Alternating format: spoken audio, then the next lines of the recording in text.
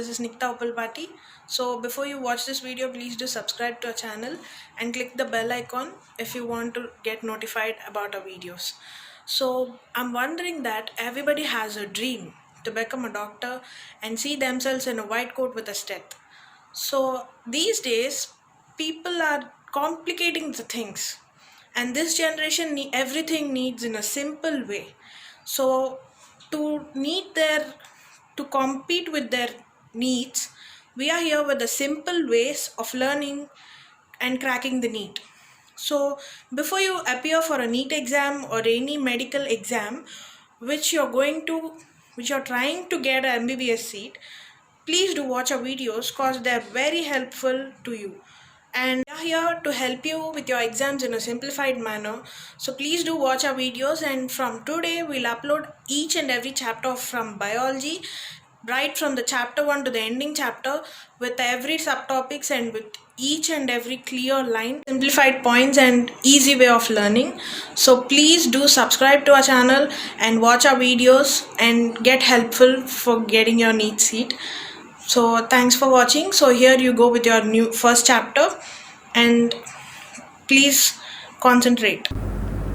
So yeah, hello everyone. As I said before, we are going to start the first chapter of the biology, the living world. And yeah, what is a living world? Actually, the place where all living organisms are there. That might be human beings, that might be animals or microorganisms, virus, etc., etc., etc., anything. The place where everything that lives and have their own thing is known as a living world. So each body is comprised of different types of cells.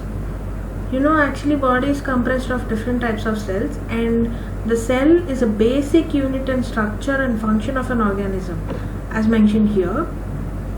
So yeah, we live and living is also defined as ability to sense the environment, growth, reproduction, metabolism and all, etc. So actually each and everything is defined clearly. So the growth in the sense, like we grow from year to year. In the same way, a living organism may grow and a non-living organism also will grow. So actually non-living you'll get a doubt like that, how does a non-living organism grow? So we'll take an example of a mountain or any sand mound. So how does it grow? It just gets accumulated. The sand accumulates on the top so that it grows. In the same way, non-living organisms grow, and that was a myth thing. And living organisms grow. How does a living organism grow? It might be from a cell division, it might be through a budding, it might be through a fragmentation, it might be through asexual spores, and etc., etc., everything. So actually what was a growth? Growth have two twin characteristics, and out of that one was as an increase in mass, and the second one was increase in number of individuals. Okay, living organisms comprise of plants and animals also. So plants also will grow. So plants have different types like unicellular, multicellular as mentioned here. So the multicellular organism, it grows by the cell division. Cell division is nothing but the division of a cell, in the sense like the first cell divides into 2 and the two cells divides into 4. It was a multiple of 2. You can count in such a way.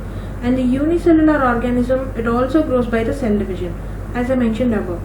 And the fungi grows by the asexual spores. And the yeast and hydra, Protonema of mosses, filamentous algae, they all grow through the fragmentation. Here animals also grow, but in animals and human beings the growth is seen only to a certain age. However, the cell division also occurs in certain tissues to replace the lost cells. In majority of animals and plants, growth and reproduction are mutually exclusive events. Even the growth of a plant are seen under microscope. As I mentioned, non-living organisms also grow, like their example mountain, boulder, sand mounds, and they all grow through the accumulation of material on surface. Okay, now it comes to reproduction. The second factor, the reproduction is of two types. It is of sexual and asexual. It is a characteristic feature of all living organisms, as non-living organisms can't reproduce. There are multicellular organisms. Multicellular organisms like fungi. As I said before, it is multiplied by asexual spores. The yeast and hydra, it is multiplied by budding. Budding in the sense, it's nothing but small daughters come from the parent progeny. And the planaria. Planaria is multiplied by true regeneration. True regeneration is nothing but, it's just a division of its own body into many different forms. And the fungi, filamentous algae, protonymorph masses, these are multiplied by fragmentation. And the unicellular organisms like bacteria and algae, they are multiplied by reproduction, synonymous with growth. That in the sense, as they grow, they reproduce more. And there are some organisms which do not reproduce through, and those are nothing but mules, sterile worker bees, hinnies, liger, and infertile human couples. As we know, non-living objects cannot reproduce themselves. So it is only the defining characteristic feature of living organisms, but not for a non-living organism. So here comes the another characteristic feature of life, that is a metabolism. This metabolism is done in all living organisms. All living organisms are made of chemicals. These chemicals might be small or big, or it belongs to different classes, different sizes, different functions, or anything, but it is constantly made and changed into some other biomolecules. The conversion are chemicals or metabolic reactions. There are thousands of metabolic reactions occurring in a human body, and it maintains the ability of standing and all. So a metabolism is confined as the sum total of all chemical reactions occurring in our body. Actually, the metabolism is nothing but the combination of catabolism and anabolism. The catabolism is nothing but the construction of ATP, whereas the anabolism is destruction of ATP. In all living organisms, metabolic reactions occur. They may be unicellular or multicellular or animals or anything, but it is only called as a characteristic feature of living organism, as some in non-living organisms also. Like in the sense, in a test tube, for example, in a test tube we can prepare a in vitro metabolic reactions. So we can't say it is a defining feature of only a living organisms, because it can be done in the test tube too. And even though that was a false thing, but we will not consider that as only for a living organisms. So another feature, here comes the irritability. Irritability is nothing but when we respond to the surroundings of our environment, that is known as irritability. It is also called as sensibility. So for example, there was a touch me not leaf. You know, when you go and touch it, it will close itself. So what does that mean? The name itself represents that if you touch it, it will close itself. So that is known as irritability. Means the ability to sense the surroundings. Means when you go near that, it can understand, so that it will get closed. So that is known as ability to sense the surroundings and respond to environmental stimuli, and that is known as irritability or sensibility. It could be physical, chemical, or biological. So as a human, we can sense our surroundings of an environment through sense organs. And in the same way, plants respond to the external factors like light, water, temperature, other organisms, etc. Actually, here we can take an example of photosynthesis. The early morning, what plants do, and that also comes under irritability. And here comes the consciousness. Consciousness is nothing but the living organisms that are aware of their surroundings. Means a human being is aware of his surrounding. Means he can know what's going on around him or her. So all organisms from prokaryotes to most complex eukaryotes, they can sense and respond to the environmental cues. environmental cues, or is also known as environmental stimuli. The photoperiod. The photoperiod affects the reproduction in seasonal breeders and both plants and animals.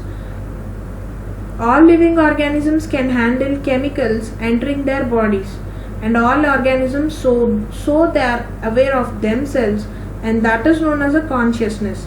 So consciousness is only the defining property of living organisms, as a non-living organism can't know what's going on it. So there is a bench. A bench doesn't know what's going through it and what we are keeping on it and what's occurring through it. So it is the consciousness is only the defining property of living organisms. And we have special condition where in living organisms also brain dead patients. Brain dead patients has no self consciousness because they are in coma, or else their body functions doesn't work and they are bedridden, so they can't know what's going through them. So they don't have a self consciousness, and this was the exceptional case where you have to note it compulsorily. So here comes the biodiversity. The biodiversity is number and types of organisms present on earth. That might be a plant, animal, a microorganism, and a single microorganism. A small thing also counts, and that is called a biodiversity. So according to the census, the number of species that are known and described are the range between 1.7 to 1.8 million. And there are these many things on the earth, and that everything combined is called as a biodiversity.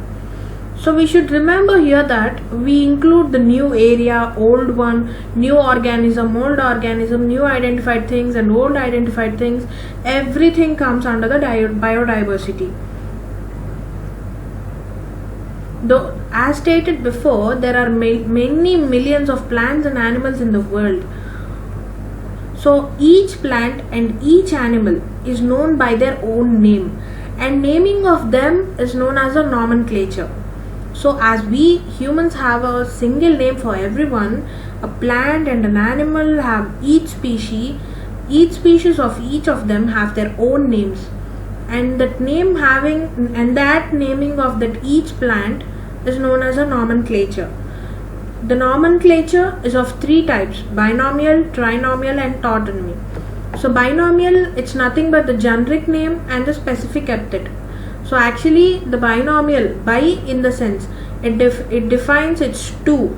So nominal is a name. So two names in the sense, it doesn't mean that it has a two names, but it in single name it has a two components, and in that first component is known as a generic name and the second component is known as a specific epithet.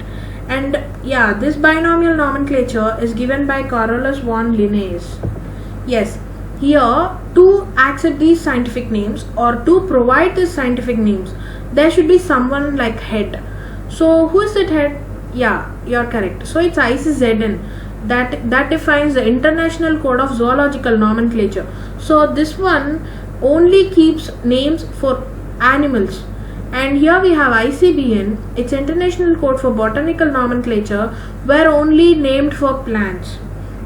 So naming in the sense, we can't simply name like as we name for a human. They have some rules. Yeah, there are some rules. What was that? Yeah, the first one is the biological name, means we call that term as a biological name. Yes, this biological name is written in Latin and printed in italics.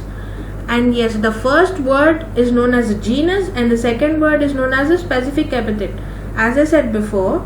Yeah, and the first word of genus should be written in the capital letter. So what we'll do, so we'll write some names. Yes, so that was the English literature, we can't do anything. So we'll write some names. So while writing that name, what we'll do, we'll keep the first letter as a capital.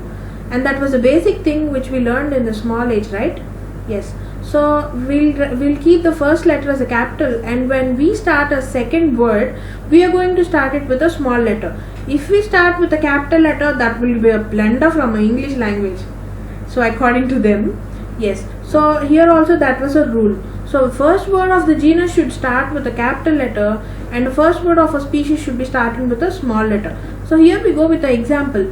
It's mango. Yeah, it's summer season and we really remember that very well. So mango, the scientific name of this is Mangifera indica. So see here, It was a first letter capital M capital, and the second word has a first letter I small, and this is the way you represent that. So actually we'll get some doubt why this is written in Latin and why it is printed in italics. So it is written in Latin so as to indicate its Latin origin, and that's nothing much, and that was the example. And here if we want to write the author, I mean not author, if you want to write the founder name of that name of, I mean like who founds the biological name, if you want to add that founder name, we can keep like this, like Mangifera indica Lin, and that Lin indicates the Linnaeus who contributed that name. And also we can write the year of his contribution, like example you can say Mangifera indica Lin 1986, in the sense he wrote that name in 1986.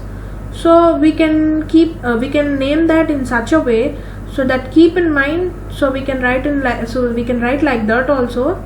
So once just remember and remind everything. So here we go with the second one. It's trinomial nomenclature. In the sense, in binomial we have two components, so as the same here we have three components. So this is an extension of binomial nomenclature. Yeah, actually binomial has two and the trinomial has three. So it would be the extension of binomial nomenclature. And this system has subspecies with three-worded name called trinomen. So binomial, in the sense we can call it as binomial. So trinomial can be called as a trinomen, because the tri indicates the three and the nomen indicates the name. So we have a subspecies here. Actually the first word represents the genus, the second word represents the species, and the third word represents the subspecies. Hope you get it. Yeah. And we have an example for it. It's human, us, a human being. Yeah. And the name, the biological name of us is a Homo sapiens sapien. And the crow, Indian crow. The Indian crow biological name is Corvus splendus splendus. Okay. And the next third one is tautonymy. Tautonymy is nothing but we have a same species and genus name. The naming of animals with same generic and species name is known as a tautonymy. So here we have a Indian cobra, means you're very well noted with that, right? Snake, Indian cobra. So the name of Indian cobra can be written as Naza Naza. Both the same species and generic, both are same. Did you notice that? Yeah. And the spotted deer, Jinka, we'll say Jinka, right? Yes. And the spotted deer, that is known as Axis axis. So here comes the classification. So we have named it, so we have to classify it too, right? So naming and keeping it different is not enough. So we have to classify that into different groups, like species, subspecies, everything. No. So yeah, classification, the process by which anything is grouped into convenient categories based on some easily observable characters, means by seeing them, by identifying them, means you no need to do any lab diagnosis or anything. Just by seeing with your naked eye you can classify them. So the scientific term for these categories is called as taxa. Yeah.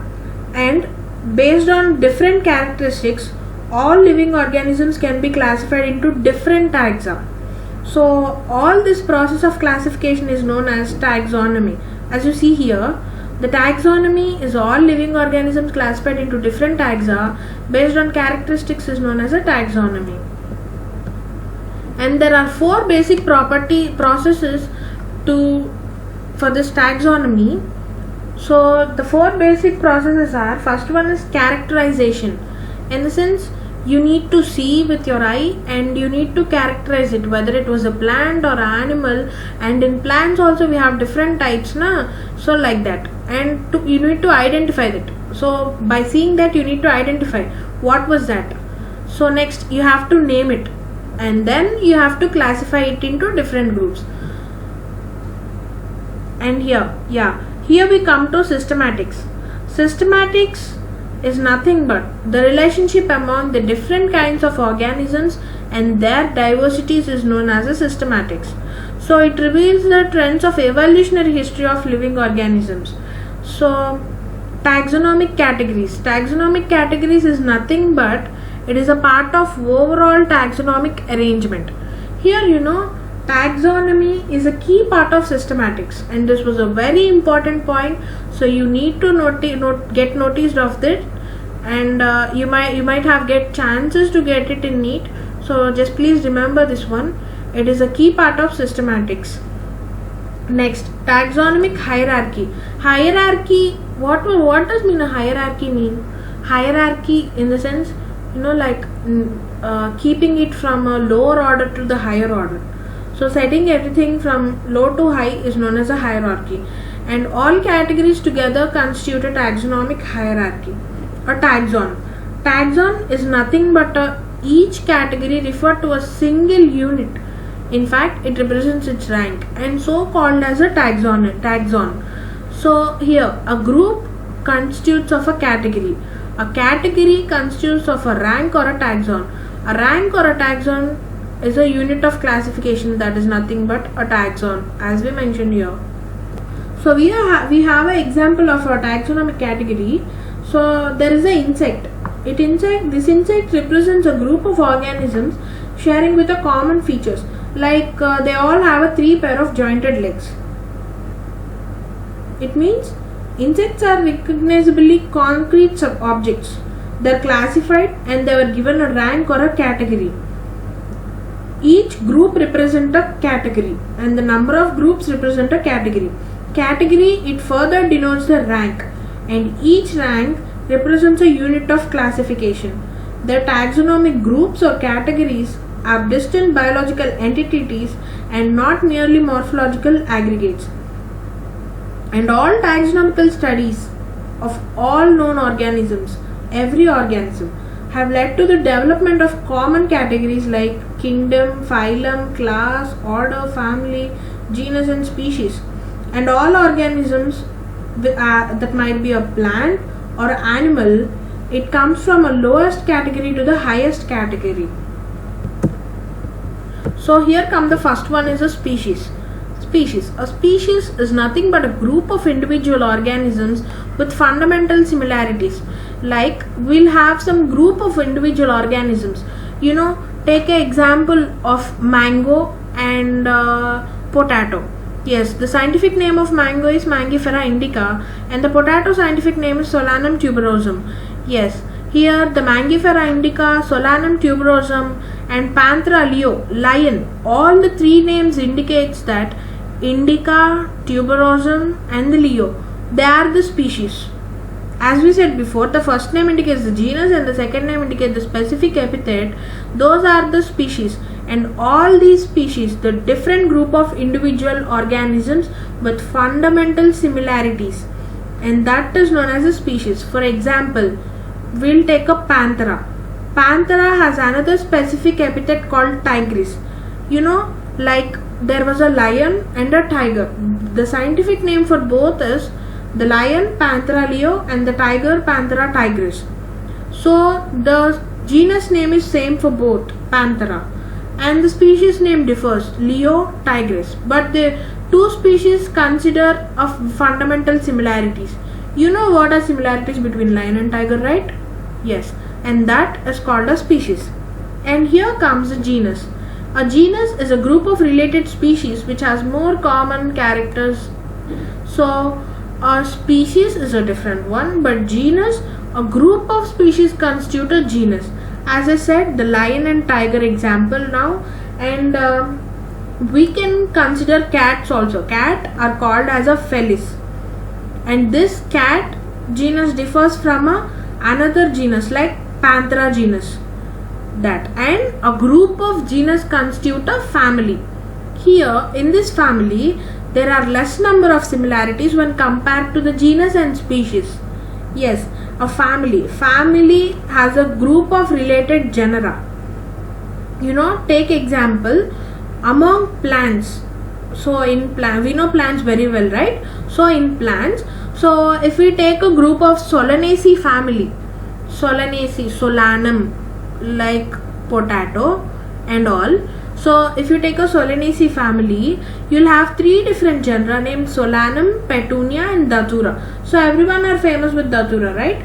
So in such a way. And we have an animal example too, and that includes the Panthera of lion, tiger, leopard, all are kept with a genus, and Felis, the Felidae family. Felis in the sense cat, it represents a cat.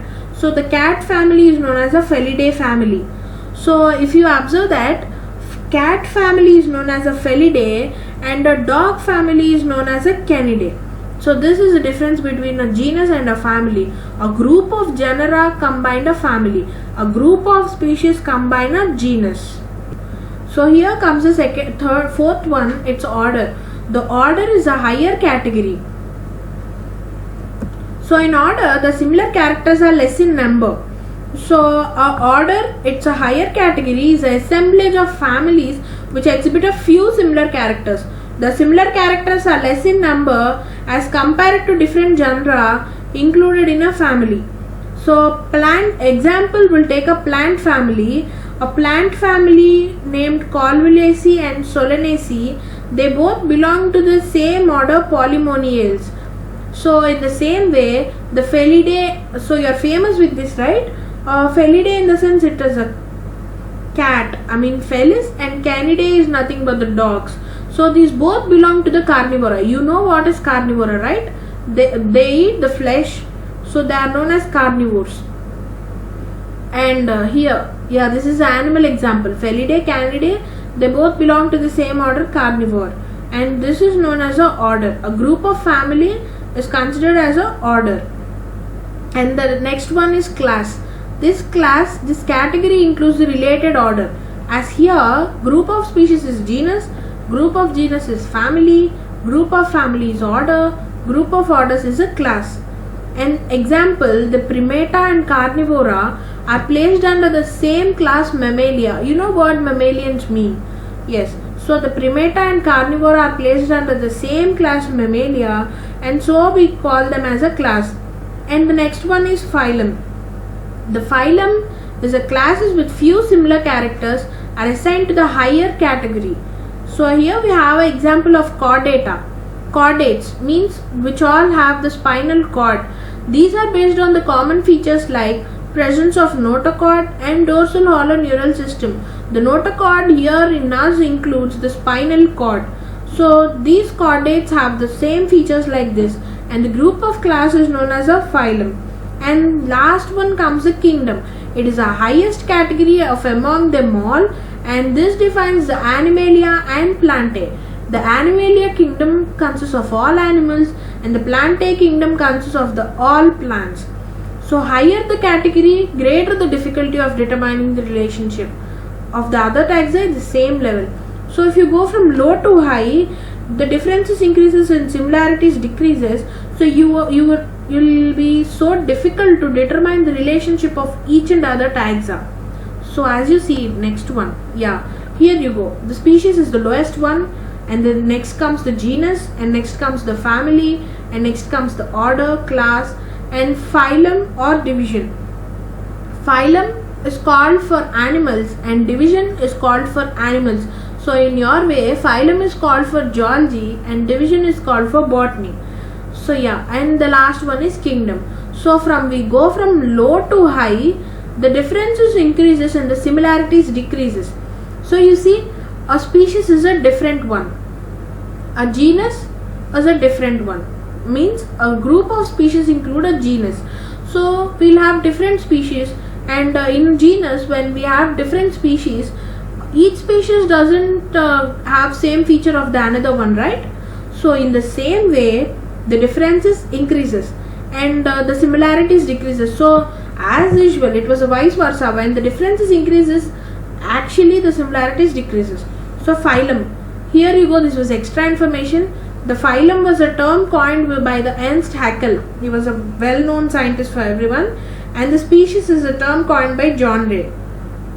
So it is easy to identify from high to low as the similarities increases and differences decreases, because when you come from a kingdom is nothing but a group of phylum. So the group of phylum includes the group of class.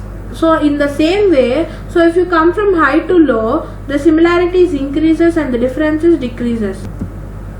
So yeah, I have some examples for the taxonomic category. So man, first we'll take a man. So the biological name of a man, as I said before, is Homo sapiens sapien. So here comes the species, genus, subspecies, and the first name is genus. Genus, as I said, it's Homo, and the family of that is Hominidae, and the order of a man is a Primata, and the class which man belongs to is Mammalia, and the phylum or division is Chordata, and the kingdom, it's nothing but the Plantae kingdom. Sorry, it's Animalia kingdom, cause we are just humans, right? Yes. And there is a housefly. The scientific name of housefly is Musa domestica. The genus includes the Musa, the family where it is. So here I have a small thing. So when you try to write the name of a family, you can add ide to the genus name and you can write it. I hope did you get it, and I'll repeat it again. So if you want to write a name for a family, when you know the genus name, you can write a family name easily by adding ide to it. Yeah. So when you want to write, in the same way we have another shortcut also. When you want to write a class name, but that applicates only for some classes, so I'm telling you. So when you want to write a class name, you can add ine, and the family ide, class ine. Yes. And here you comes the housefly, and the order of housefly is Dipteria, and the class it belongs to is Insecta or Hexapoda, and the phylum is Arthropoda. It is the largest kingdom, mammalian kingdom phylum, okay? Yeah. And wheat in the sense wheat daily, right? Yes, that one. Rice. Yes, wheat. The biological name is Triticum aestivum, and genus is Triticum, and the family it belongs to is Poaceae, and the order Poales, and the class Monocotyledonnae, the phylum Angiospermae. Yes. There are some other taxonomical aids. These taxonomical aids are the collection of actual specimens of plant and animal species, is essential and is prime source of taxonomical studies. So these studies will require some correct classification and identification. So identification of organisms requires different laboratory diagnosis, field studies, and that was a lot of hectic work. And the collection of actual specimens of plants and animals is essential too for this taxonomical studies. So there are also fundamental to studies and essential for training in systematics, and it is used for classification of an organism. So from this taxonomical aids, a specimen is preserved for future studies in some cases. So next one comes the herbarium. So we are famous with the herbarium, right, as we have in a practical. So a herbarium is a storehouse of collected plant specimens, so that are dried, pressed, preserved on sheets, and these sheets are used for future repository. And yes, this is also a this is also a quick referral system. Yeah, herbarium sheets. Actually, when you see a plant, you need to pass it to your future generation. So how will you do that? Yes. So you'll take a sheet, you'll press it on a sheet. So actually, when you keep it for a long time, it will get dried. So you'll press it on a sheet, and then on the herbarium sheet, on the right down corner, you'll have some details naming on that, like what was the name of the plant and when was it kept, and etc. everything. So in that herbarium, we'll have different types of sheets, so that is used for a futural reference. And there comes the botanical gardens. Yes, botanical garden, we are famous with that, right? So these botanical gardens have collections of living plants for reference. So what does a botanical garden mean? So there we have a different types of trees, different types of plants, and yes, when you observe clearly, a small board hanging down will be there. So you can then see the name of that. You will find the biological name of that, and you will find the characters of that. So you can then, when you see that, you will get to know, oh yeah, this was this plant, oh the use of this is this. So you will get to know. So that was the thing useful from this botanical gardens, and that was used for reference too. And we have a famous botanical garden at Kew in England. Yeah, that was very famous. And the Indian Botanical Garden is at Howrah, and the National Botanical Research Institute is at Lucknow, that was in India. And yeah, we have some museums too, and museums are actually famous for our generation. When we come to know, yeah, many of us have went to museums, and there we'll see some different dinosaur bones, and dinosaur bones arranged in a shape of a dinosaur. So we didn't see dinosaurs, right? We think it was a myth, but actually when you go to see that bones, you'll definitely know that there was a dinosaur existing, right?